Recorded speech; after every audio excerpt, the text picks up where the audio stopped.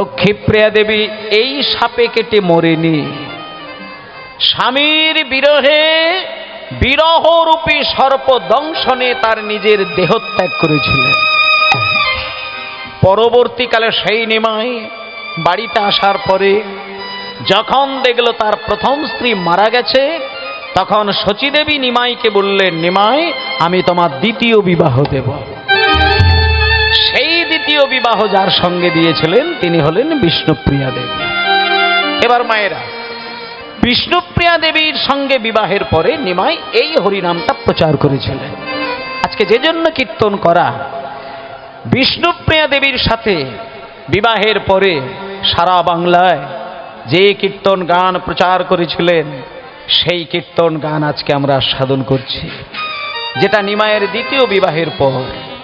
মায়েরা, আজকে সেই নিমাই শুধু বাংলা নয়, সারা ভারতের মাটিতে কীর্তন প্রচার করেছিলেন এবং কীর্তন গান প্রচার করতে গিয়ে সকলকে বলেছিলেন, হে মানুষ, এই দুর্লভ মনুষ্য জনম লাভ করে তোমরা হরিনাম করো, তোমরা কৃষ্ণ নাম করো, তোমরা ভগবানের চরণের সেবাদাসী হয়ে থাকো, তাতে তোমাদের জীবনের 7টি দিক পরিষ্কার হয়ে যাবে।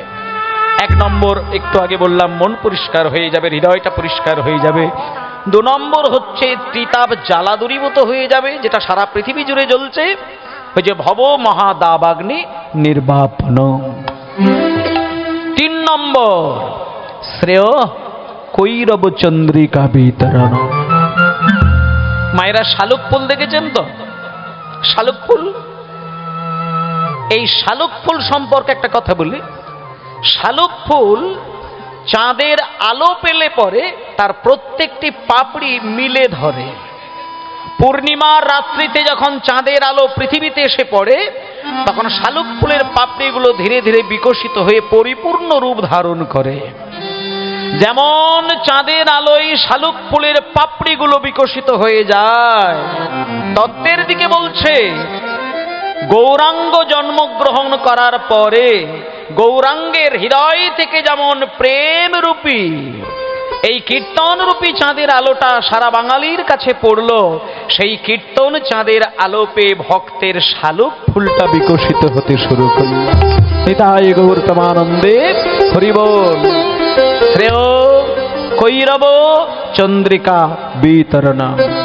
শ্রেয় মানে হচ্ছে মঙ্গল, আর কৈরব মানে শালুক ফুল, আর চন্দ্রিকা মানে চাঁদের আলো।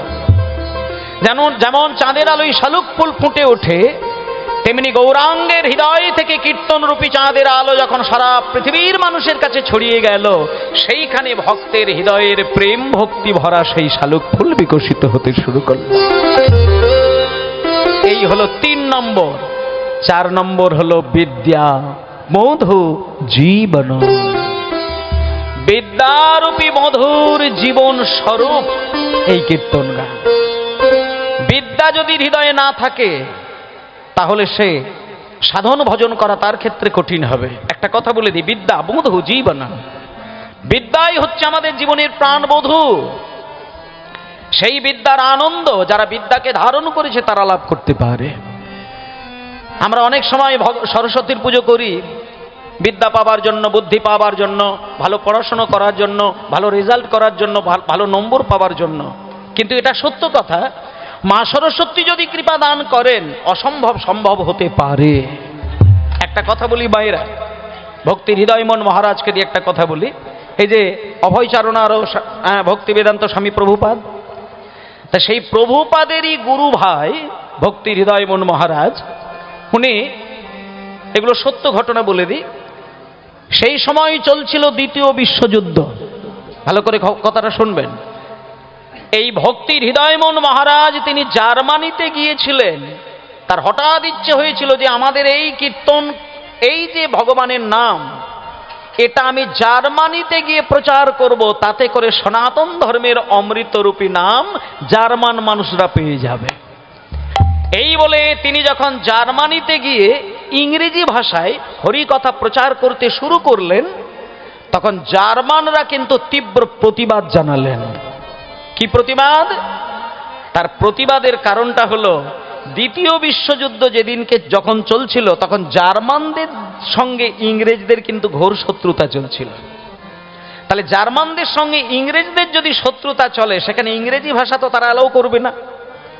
তাই জন্য হৃদয়মন মহারাজকে জার্মানির যারা জ্ঞানীগুণী মানুষ তারা দাঁড়িয়ে বলে দিলেন যে শোনো, তুমি বাংলা থেকে এসেছো, কলকাতা থেকে এসেছো, তুমি হরিকথা প্রচার করতে এসেছো, খুব ভালো কথা, আমরা তাতে কোনো কিছু বলবো না। তবে একটা কথা বলি, ইংরেজি ভাষায় আমাদের এই জার্মানিতে একটাও কথা তোমাকে বলা যাবে না।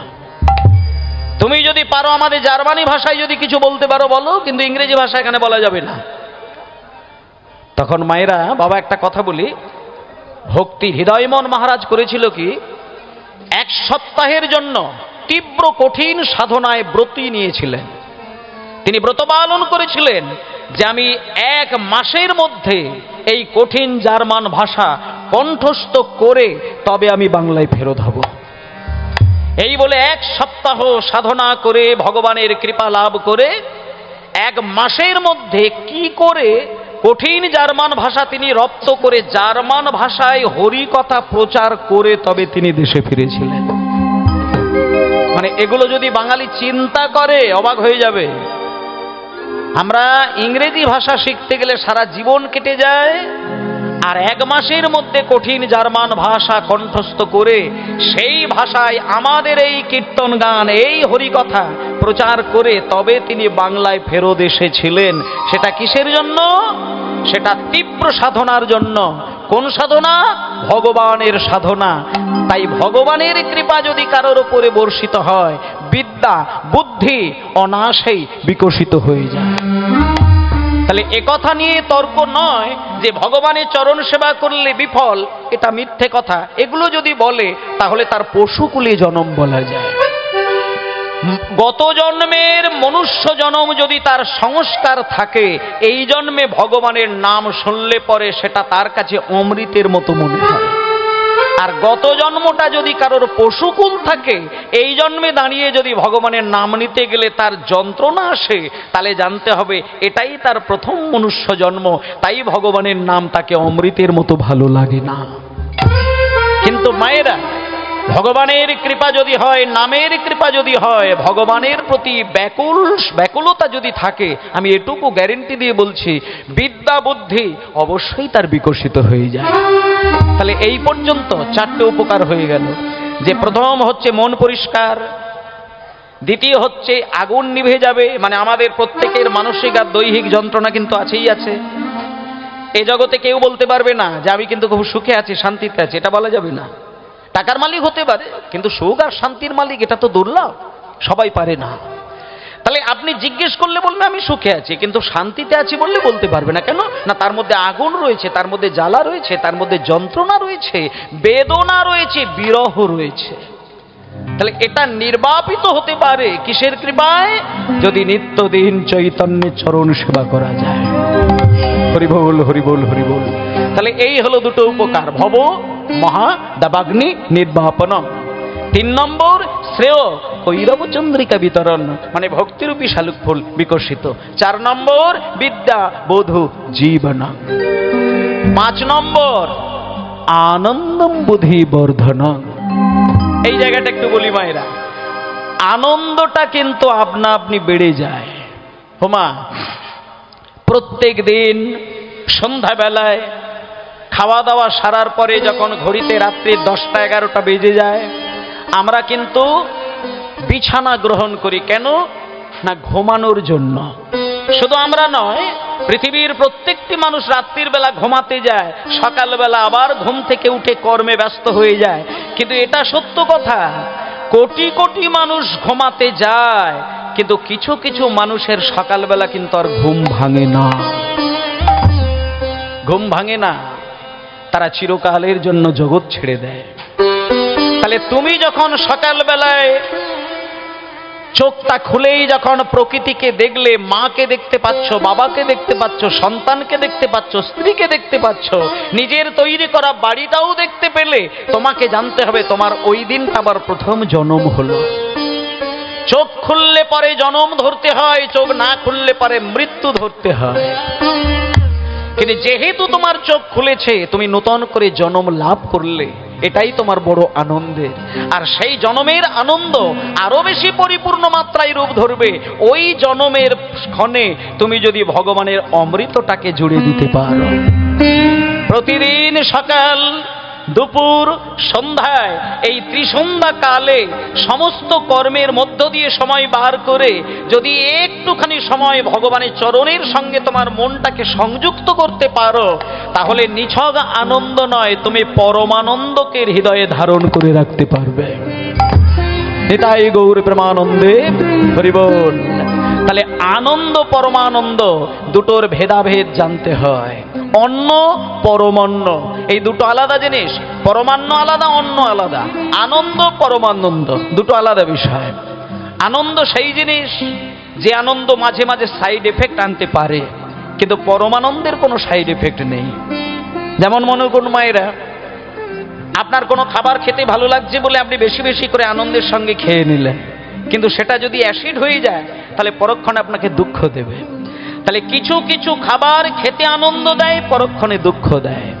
টিভিতে ভালো সিনেমা দেখলে আনন্দ পায়, কিন্তু ঘন্টার পর ঘন্টা, দিনের পর দিন টিভি দেখতে থাকলে চোখের রোগ হয়। মদ খেলে আনন্দ লাগে, কিন্তু দিনের পর দিন মদ খেলে লিভার শেষ হয়ে যায়। এসি ঘরে থাকলে আনন্দ লাগে, কিন্তু সারা জীবন এসিতে থাকলে স্কিনের রোগ হয়ে যায়, চামড়ার রোগ হয়ে যায়। তাহলে এগুলো আনন্দ, কিন্তু যে আনন্দ শুধু এ জন্ম নয়, কোনো জন্মেও দুঃখ দেয় না, সেটা হলো পরমানন্দ। সেটা কি? মনে করুন কোনো ভক্ত মন্দিরের ভেতরে দরজা বন্ধ করে দিয়ে জপের মালায় নাম করছে। মায়েরা মনে করুন, এটা ধরে নিন। তাহলে জপের মালায় তার নাম করতে গেলে ভেতরে যে আনন্দের অনুভবটা হয়, বলুন সেই আনন্দ আপনাকে কোনোদিন দুঃখ দেবে কি? চিন্তা করে দেখবেন, কোনোদিন দুঃখ দেবে না। কীর্তন আসরে বসে 3 ঘন্টা গান শুনলে ভেতরে যে আনন্দটাকে ধরা যায়, এই আনন্দ ভবিষ্যতে কেন কোনো জন্মেও দুঃখ দেবে কি? বৃন্দাবনে গিয়ে হা রাধে বলে কাঁদবেন, বুক ফাটিয়ে কাঁদবেন, কিন্তু সেখানে হাজার কান্নার ভিতরে যে সুখটা পাওয়া যায়, সেটা জীবনে কোনোদিন দুঃখ দেবে না। এই হলো পরমানন্দ। তাহলে যে আনন্দ মানুষকে জীবনে কোনোদিন দুঃখের ধারে কাছে পৌঁছাতে পারে না, মুনি ঋষিগণ বললেন এটা পরম আনন্দ, এটা এই প্রাকৃত আনন্দ নয়। সেটা কার দ্বারা সম্ভব? সেটা আমার পরম পুরুষ ভগবান শ্রীকৃষ্ণ চৈতন্য দেবের অশেষ করুণার সম্পদ। নিতাই গৌর প্রেমানন্দে হরি বল, হরি বল, হরি বল। এবং তার জন্য গৌরাঙ্গ বলিতে হবে আমার পুলক শরীর, হরি হরি বলিতে নয়নে ববে নীর। হরি বল, হরি বলিতে হবে পুলক শরীর, হরি হরি বলিতে নয়নে ববে আরে কবে নিতাই চাঁদ করুণা করিবে, আরে কবে নিতাই চাঁদ করুণা করিবে, বলি আরে কবে নিতাই চাঁদ করুণা করিবে, আরে কবে নিতাই চাঁদ করুণা করিবে, সংসার বাসনা মোর কবে তুচ্ছ হবে,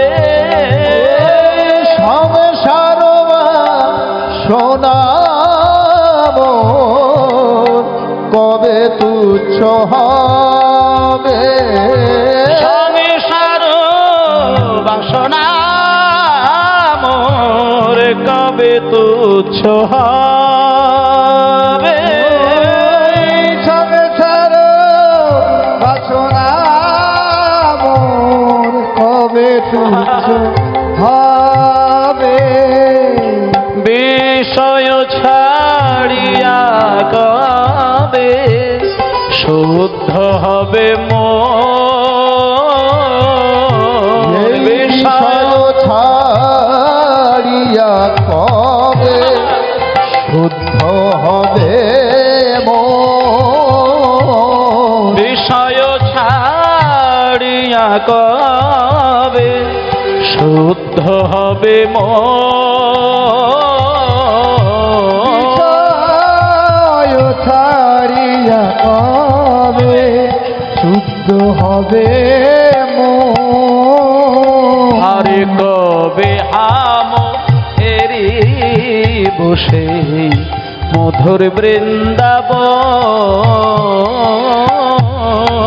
কবে হাম হেরি বসে মধুর বৃন্দাবন আর কবে হাম হেরি বসে মধুর বৃন্দাবন আমি কবে হাম হেরি বসে মধুর বৃন্দাবন আর গৌরাঙ্গ বলিতে হবে সবাই বলুন হরি হরি বল সরি গৌরাঙ্গ বলিতে বাবা, বাবা। হবে পুলক চরি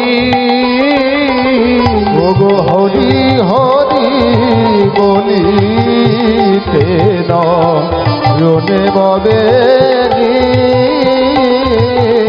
হরি হরি বলিতে নয়নে ববে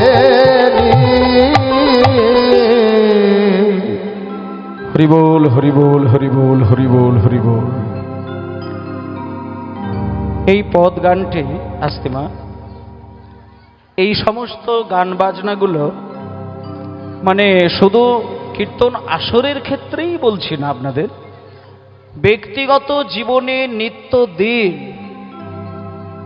মানে আমি বিশেষ করে সনাতন ধর্মাবলম্বী মানুষদের ক্ষেত্রে বলছি।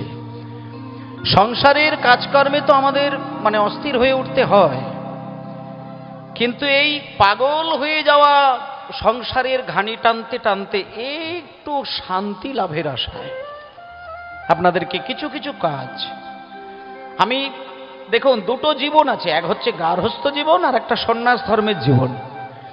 যারা সন্ন্যাস ধর্ম পালন করেছে তারা সবকিছুকে ছেড়ে দিয়ে বৈরাগ্য ধর্ম নিয়েছেন, কিন্তু যারা সংসারী তাদের ক্ষেত্রে বিধান তো কঠিন নয়, কিন্তু ভগবান সেই ক্ষেত্রে অনেক বেশি নিচে নেমে এসেছেন। ভগবান বলেছেন যারা গৃহত্যাগী হয়ে হরিনাম করবে, যারা সংসার ছেড়ে দিয়ে হরিনাম করবে তারা তো ভগবানকে পাবে, তারা তো পাবে। কিন্তু সংসারের হাজার দায় দায়িত্ব সামাল দেওয়ার পরে তার মধ্য দিয়ে একটুখানি সময় বার করে কেউ যদি আমার নাম করে, আমি যে তার জন্য আরো বেশি খুশি হয়ে যাই। নিতাই গৌর হরি বল হরি বল।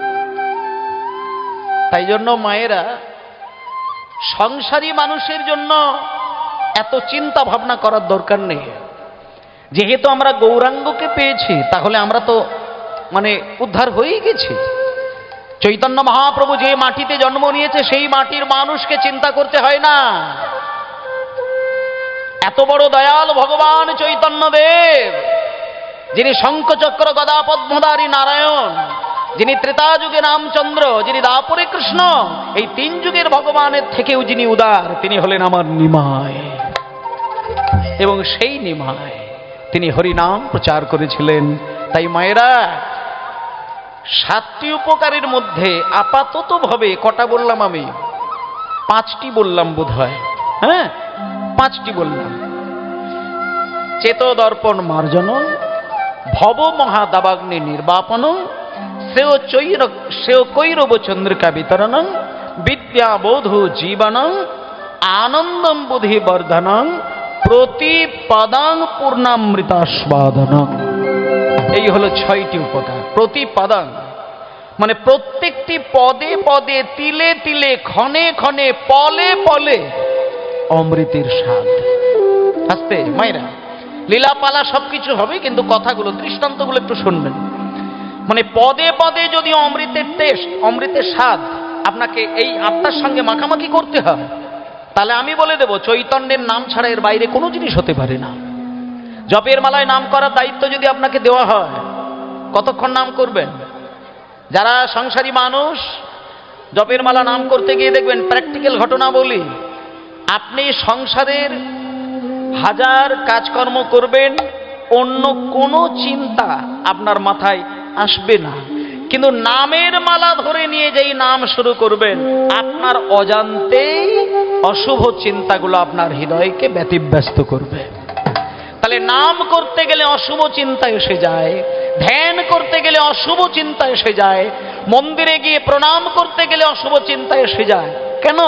কারণ মোহ মায়ায় জর্জরিত হয়ে তুমি এখনো পর্যন্ত প্রেম ভক্তির কণামাত্র হৃদয়ে ধরতে পারো না।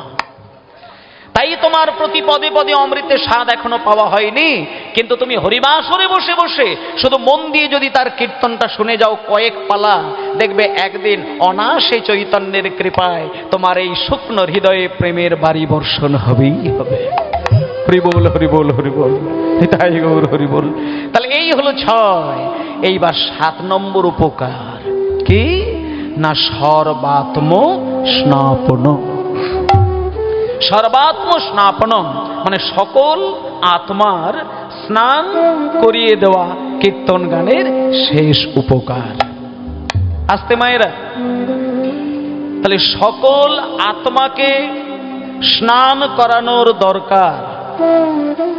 পাতকুয়ার জল যদি আমি গায়ে ঢেলে দিই, সেটা আমার দেহের স্নান হয়। যমুনার জলে গিয়ে যদি ডুব দিই, সেটা আমার দেহের স্নান হয়, কিন্তু আত্মার স্নান তো হয় না। তাহলে এই আত্মার স্নানটা করতে গেলে কি করতে হবে না, একমাত্র কীর্তন প্রেমের বন্যায় সবাইকে ডুব দিতে হবে। তাই মায়েরা চলুন একটুখানি প্রেমের বন্যায় সবার আত্মাকে ডোবানোর জন্য, সকল আত্মার স্নানের জন্য একটুখানি সবাই মিলে প্রেমের বন্যায় প্রেমানন্দে, সবাই মিলে প্রেমানন্দে মেতে হরি বলো। বাহ, হরি নামের বন্যা যে, বন্যা যে, বন্যা যে এলো। বাবা বাবা, কমল বাবু ভালো বাজাচ্ছে। প্রেমানন্দে মেতে হরি বলো, হরি নামের বন্যা যে এলো। প্রেমানন্দে মেতে হরি বলো, হরি নামের বন্যা যে এলো। প্রেমানন্দে মেতে হরি বলো, হরি হরি নামের বন্যা। প্রেমানন্দে মেতে হরি বলো, হরি নামের বন্যা যে এলো। প্রেমানন্দে মেতে হরি বলো, হরি নামের বন্যা যে এলো। এমন বন্যা দেখি নাই, এমন বন্যা দেখি নাই শুকনাতে তলায়।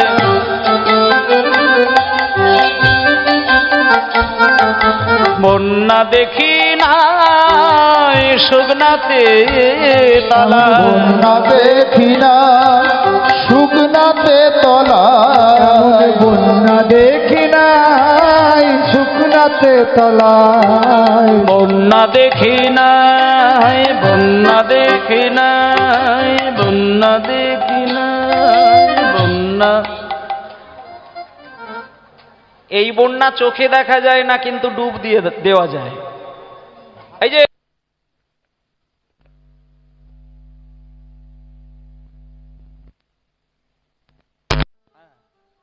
মায়েরা বলছে এমন বন্যা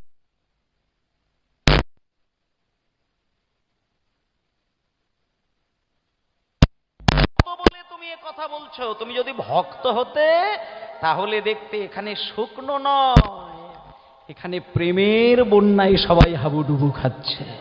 তুমি একবার তোমার চামড়ার চোখটা বন্ধ করে দাও, তোমার ভেতরের দিব্য নয়ন যদি একবার বিকশিত করতে পারো, তখন তুমি সবাইকে দেখবে এমন বন্যা দেখি নাই মানুষ শুকনাতে তলায়, বন্যা দেখি নাই শুকনাতে তলায়। আর ডুবল নদের পুরুষ নারী জাতের বিচার নাই। এমন বন্যা দেখি নাই মানুষ শুকনাতে তলায়, ডুবলো নদের পুরুষ নারী জাতের বিচার নাই। এমন বন্যা দেখি নাই শুকনাতে তলায়, ডুবলো নদের নারী জাতের বিচার নাই। ডুবল নদের পুরুষ নারী, ডুবল নদের পুরুষ নারী জাতের বিচার নাই। এমন বন্যা দেখি নাই মানুষ শুকনাতে তলায়, ডুবলো নদের পুরুষ নারী জাতের বিচার নাই। ঠাকুর হরিদাস, ঠাকুর হরিদাস, ঠাকুর হরিদাস সে কাজীর ছেলে, সে বুঝি ডুবে গেল। হরিদাস কাজীর ছেলে, সেও বুঝি ডুবে গেল। হরি বল বলে রে হরিদাস, হরি বলে রে হরিদাস, হরি বলে রে হরিদাস, হরি বলে রে হরিদাস, হরি বলে রে হরিদাস। ঠাকুর হরিদাস কাজীর ছেলে, সে বুঝি ডুবে গেল। হরিদাস কাজীর ছেলে, সেও বুঝি ডুবে গেল। আর হরি নামের বন্যা এলো, প্রেমানন্দে মেতে হরি বলো, হরি নামের বন্যা যে এলো। প্রেমানন্দে মেতে হরি বলো, হরি নামের বন্যা যে এলো। প্রেমানন্দে মেতে হরি বলো, হরি নামের বন্যা যে এলো। নিতাই গৌর হরি বল, গৌর হরি বল। ভক্তমণ্ডলী মায়েরা, কি হলো? সাউন্ড কি বেশি? না না, ভালো তো। এই তো আমাদেরও কানে একটু লাগছে, কিন্তু আবার কমিয়ে দিলে তো হবে না। ঠিক আছে, একটু কষ্ট করে গানের সময় একটু ধাক্কা লাগবে, তারপরে ঠিক আছে। শুনুন তাহলে, একেবারে সপ্তম উপকার মানে শেষ উপকারটা বলে দিই, সেই জায়গা আসতে। হ্যাঁ, ও বাবা মোহন আসতে। তাহলে 7 নম্বর উপকার হচ্ছে সকল আত্মার স্নানের উদ্দেশ্যে চৈতন্যদেবের কীর্তন গান। বলছি সকল আত্মার স্নানটি কিরকম বলে শোনো। মনে করো এই যে আজকে কীর্তন হচ্ছে দাদার বাড়িতে, গুরুপদ বাবু নাকি? হ্যাঁ, গুরুপদ কি মণ্ডল। তা গুরুপদ বাবুর বাড়িতেই যে কীর্তন হচ্ছে, বিগত বৎসরেও হয়েছিল, আবার এই বছরেও হচ্ছে। আচ্ছা, উনি যদি কীর্তন না করে টাকাটা রেখে দিয়ে, খাওয়া দাওয়ার টাকা রেখে দিয়ে উনি যদি ঘরের কোণে বসে শুধু চোখের জলের নাম জপ করে যেতেন, তাহলেও কিন্তু উনি উদ্ধার হয়ে যেতেন। কিন্তু উনি মাইক দিয়ে লক্ষ টাকা খরচা করে কীর্তন যজ্ঞের আয়োজন করেছেন। কেন? এই জায়গাটা বুঝতে হবে। এইখান থেকে আমি বলে দিই 7 নম্বর উপকারটা, শুনে নেন। মনে করুন বেশ কয়েকজন নদীতে গিয়েছে, গঙ্গা গেছে গঙ্গা স্নানের জন্য। এইবার মহালয়ের দিনে গঙ্গা স্নান করবেন বলে আপনারা মনে করুন 100 জন ব্যক্তি গঙ্গা স্নানে গেছেন, তার মধ্যে 10 জন জলে ডুব দিয়েছেন, বাকি 90 জন ব্যক্তি এখনো নামেননি, গঙ্গার পাড়ে দাঁড়িয়ে রয়েছে।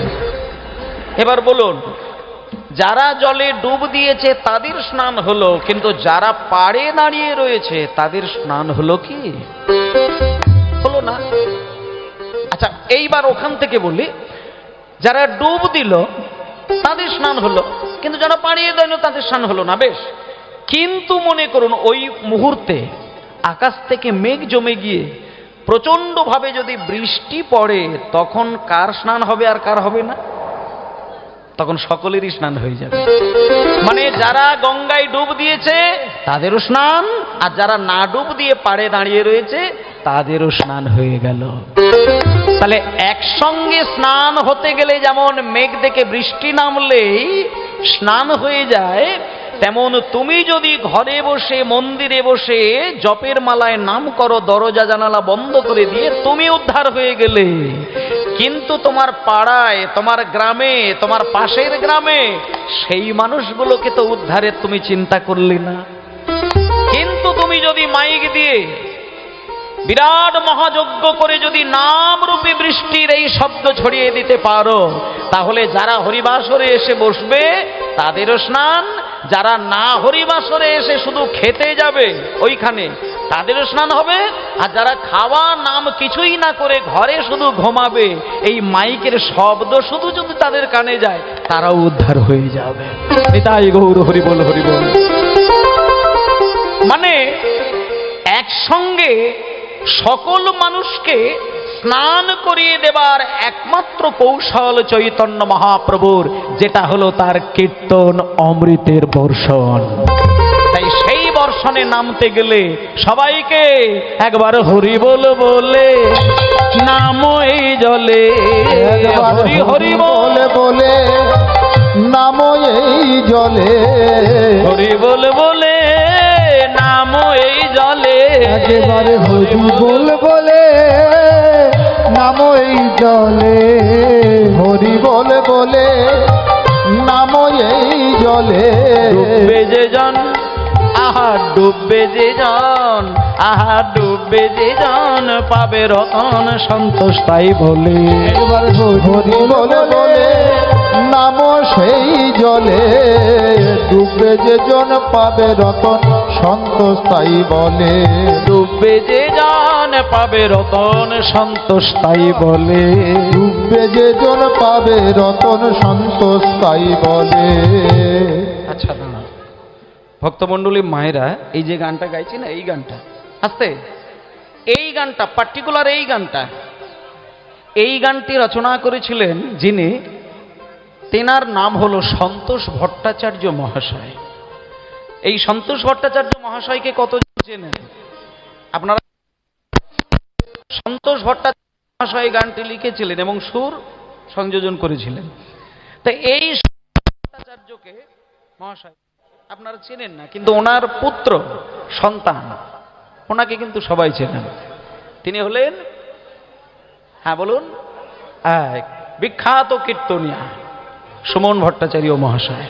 মানে ওনার পিতা সন্তোষ ভট্টাচার্য মহাশয়, উনি এই গানটি লিখেছিলেন। তাই একটুখানি ওনার নামটা যেহেতু আসলো, একটু প্রণাম করবেন।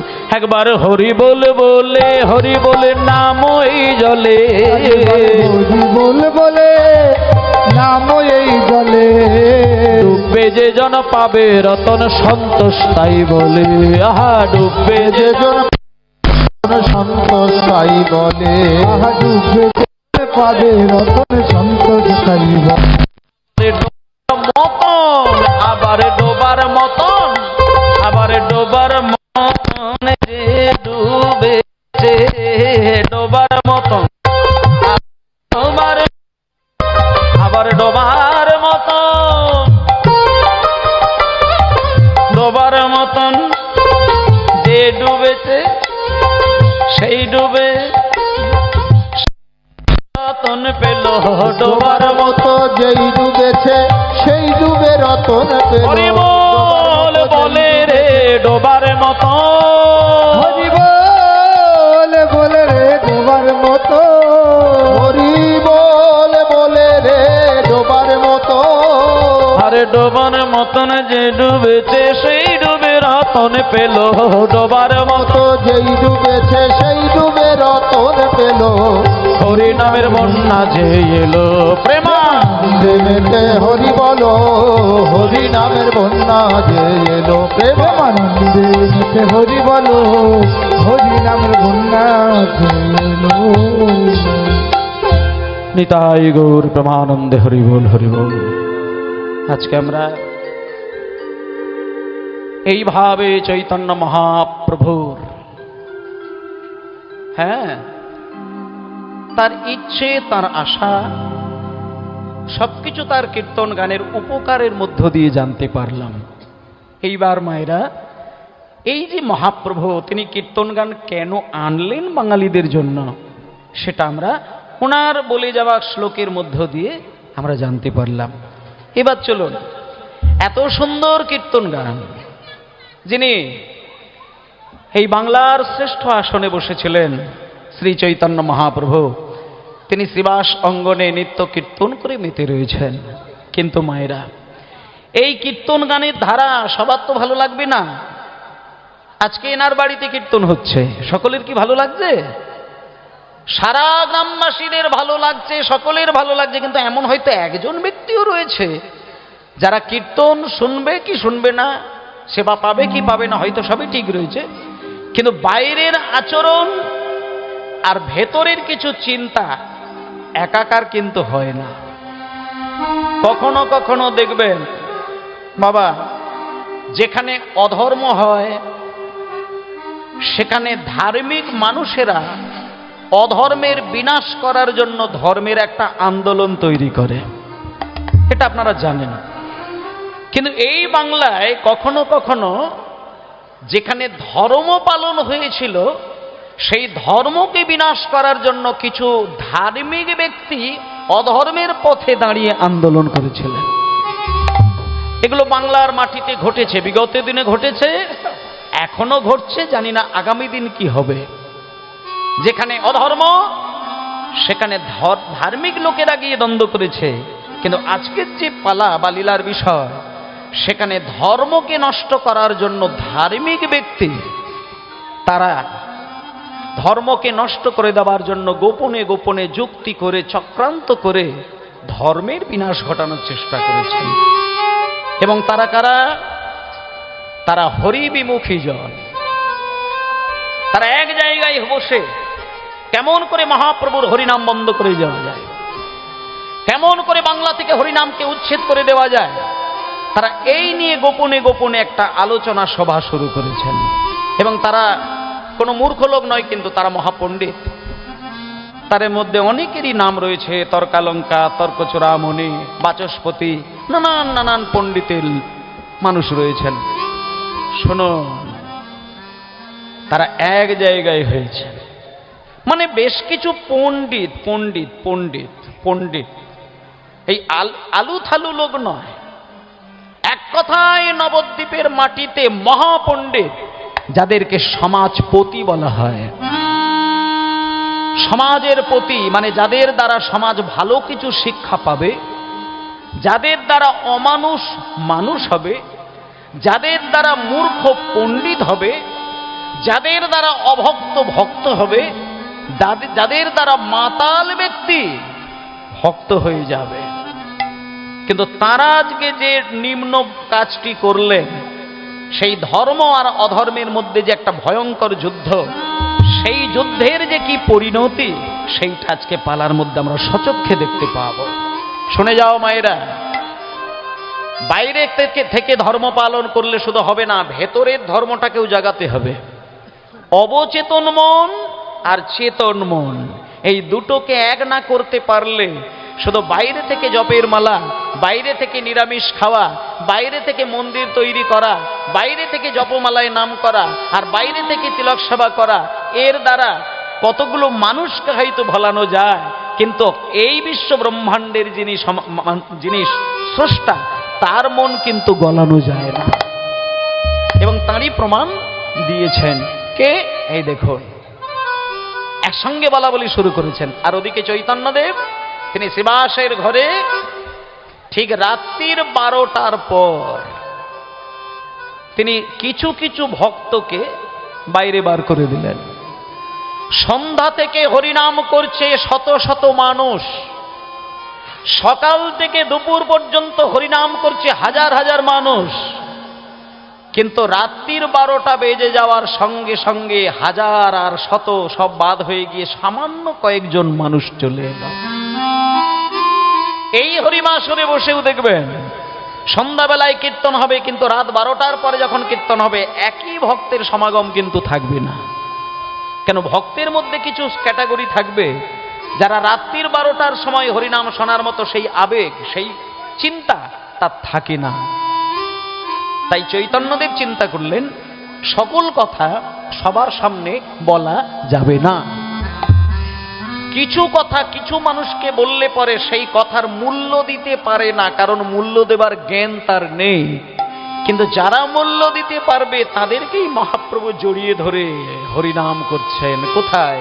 শ্রীবাসের ঘরের মধ্যে একে অপরকে জড়িয়ে ধরে সবাই বলছে, হে ভক্তগণ, তোমরা বরং এক কাজ করো গো, তোমরা আমার সঙ্গে একটু এসো, আমরা হরিনাম করি, আমরা হরিনাম করি, আমরা সবাই হরিনাম করি। ভজ রাধা কৃষ্ণ গোপাল কৃষ্ণ, কৃষ্ণ কৃষ্ণ বল মুখে মনোরে। ভজ রাধা কৃষ্ণ গোপাল কৃষ্ণ, কৃষ্ণ কৃষ্ণ বল মুখে মনোরে। ভজ রাধা কৃষ্ণ গোপাল কৃষ্ণ, কৃষ্ণ কৃষ্ণ বল মুখে মনোরে। নামে ছোট্ট করে নামে বুক ভরে যায়, অভাব মেটায়। নামে বুক ভরে যায়, অভাব মিঠায়। নামে বুক ভরে যায়, অভাব মিঠায়। নামে বুক ভরে যায়, অভাব মেটায়। নামে বুক ভরে যায়, অভাব মিঠায়। স্বভাব জাগায় মহাসুখে। একবার ভজ রাধা কৃষ্ণ গোপাল কৃষ্ণ, কৃষ্ণ কৃষ্ণ বল মুখে মনোরে। রাধা কৃষ্ণ গোপাল কৃষ্ণ, কৃষ্ণ কৃষ্ণ বল মুখে